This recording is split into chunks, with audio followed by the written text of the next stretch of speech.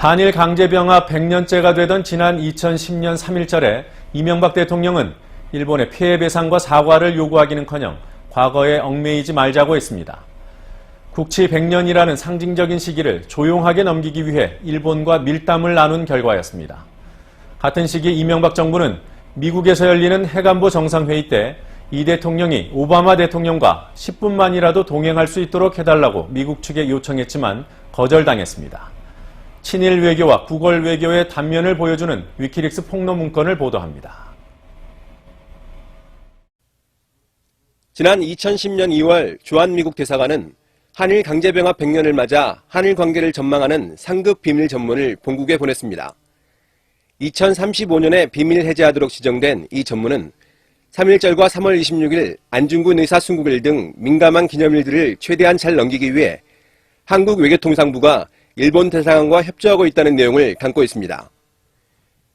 전문은 먼저 주한 일본 대사관의 마츠오 히로타카 정무참사관이 미 대사관 관계자와 만나 한일 양국의 긴밀한 협력으로 지금까지는 한국 내의 반일 포퓰리즘을 다스리는 데 성공하고 있지만 올 한 해 동안 예기치 못한 일이 일어날 수 있다고 우려한 사실을 기록하고 있습니다.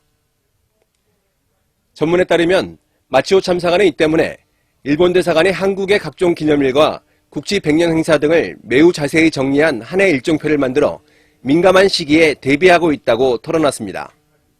이 전문은 또 장원삼 동북아 국장이 외교통상부는 반일 감정의 폭발점이 될 수 있는 3.1절과 3월 26일 안중근 의사 순국일 등 민감한 기념일을 최대한 조용하게 넘기기 위해 마츠오 참사관 등 주한 일본 대사관 관계자들과 협조하고 있다고 미국 측에 말한 것으로 기록하고 있습니다.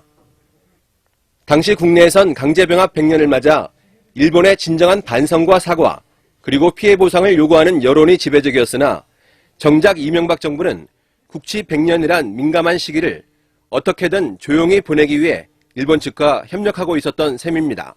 무엇보다 한일 관계에서 이명박 정부는 기본적인 역사관이 없고 식민지 지배를 당했다 독립된 대한민국의 역사 속에서 한국의 대통령이 져야 될 역사적 책임과 한국인의 주권의식과 그 책임의식이라는 것이 전혀 없이 역사마저 사실 양보를 했고 이 결과 오히려 일본의 의도에 오히려 말려 들어가서 어떠한 대응도 할 수 없이 끌려다녔다 이렇게 말씀드릴 수 있습니다.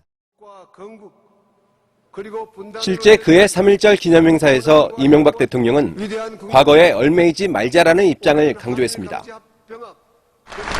우리 대한민국은 이들 젊은이들처럼 과거에 얽매이지 않고 세계를 품으며 인류 공룡의 새로운 미래를 개척해 나가야 합니다. 또 대승적 화합이 3.1운동 정신이란 주장도 폈습니다. 3.1운동은 다양한 생각을 존중하되 작은 차이를 넘어 커다란 조화를 이루어야 합니다. 이것이 3.1운동의 대승적 화합 정신을 계승성화하는 길입니다. 역대 대통령들은 3.1절 기념사를 통해 거의 예외 없이 대일 메시지를 전달하곤 했습니다. 하지만 국치 100년의 해에 이 대통령은 3.1절 기념사를 통해 과거에 얽매이지 말자는 발언을 했습니다. 그런데 이런 입장의 배후엔 민감한 시기를 조용히 넘기자는 한일 간의 밀담이 있었던 것입니다. 하지만 그런 조율이 무색하게 그해 9월 일본 정부는 2010년판 방위백서에 독도를 일본 영토라고 명기했습니다. 국치 100년 관련 전문을 타전한 바로 그날 주한미 대사관은 또 다른 전문 한 건을 국무부에 보냈습니다. 당시 청와대 외교안보 수석이던 김성한 외교통상부 장관이 서울을 방문한 미 국무부 차관보 커트 캠벨에게 어떤 부탁을 한 내용이 담겨 있습니다. 이명박 대통령이 제1회 해관보 정상회의 참석차 워싱턴을 방문해 한국전쟁 기념관을 찾을 예정인데 오바마 대통령이 함께 가줄 수 있느냐는 부탁이었습니다. 그러나 캠벨 차관보는 핵정상 회의 기간에 일정을 잡기는 극도로 힘들다라고 대답했습니다. 그런데 한국 측의 부탁은 이걸로 끝나지 않았습니다. 하루 뒤 유명한 당시 외교통상부 장관도 캠벨 차관보와 만나 이 대통령이 한국전쟁 기념관을 방문할 때 오바마 대통령이 10분만이라도 동행해달라고 간청했습니다. 캠벨 차관보는 그것이 훌륭한 제스처는 되겠지만 추가 행사를 마련하긴 힘들다고 거절했습니다. 청와대 수석과 외교부 장관이 미국 차관보급에게 이틀 연속 터무니없는 부탁을 하다가 이런 지하에 거절당하는 수모를 겪은 것입니다. 이것이 바로 이명박 정부의 숨겨진 국격의 수준입니다. 위키리크스가 미국 비밀 외교 문서를 전면 공개한 지 7개월, 그간 알려지지 않았던 사실들이 이처럼 미국 전문 곳곳에 담겨 있습니다. 하지만 주류 언론 매체는 여전히 이를 외면하고 있습니다.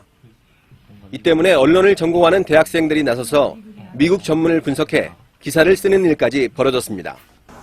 저희가 ITM 회의를 하는 과정에서 탐사 보도를 하는 그런 기존 언론들이 조금 제 역할을 하지 못하고 있어서 우리가 충격 혹은 청량감을 줄 수 있을 것 같다고 생각을 했습니다. 그래서 내가 생각하기에는 이거를 보도를 해야 될 것 같은데 왜 당신들을 하지 않는가, 오히려 이런 좀 건방진 생각이었을 수도 있고, 그런 좀 대학생들만의 패기를 가지고 한번 해보자라고 생각을 해서. 언론에서 보도하기 힘들었던 것 같은 이유가, 그러니까 한미 관계가 겉으로 드러난 게 아니라 그 장막 뒤를 살펴보는 거잖아요. 근데 정부에서 예전에 공식 입장 발표한 것과 또 그것을 그대로 인용한 언론 보도와는 약간 상충되는 내용이기 때문에 그거 약간 권력 관계가 그 개입된 입장에서는 언론에서 쉽사리 보도하기가 쉽지 않았나, 힘들지 않았을까 이런 생각이 듭니다.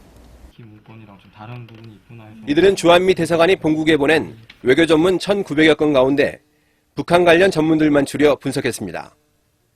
그 결과 미 백악관이 2007년 남북 정상회담 개최 합의 사실을 공식 발표 전에 미리 알았다는 것과 참여정부의 청와대 비선 조직이 남북 정상회담 성사를 위해 여러 차례 방북했다는 사실을 새롭게 밝혀냈습니다.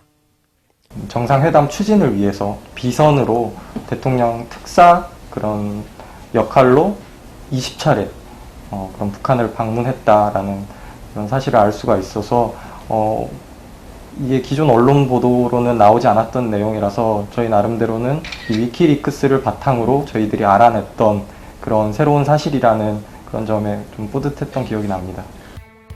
이들이 쓴 기사는 시사주간지 시사인이 주관한 제3회 대학생 기자상 수상작으로 뽑히기도 했습니다. 기성 언론인들을 부끄럽게 만드는 대목입니다.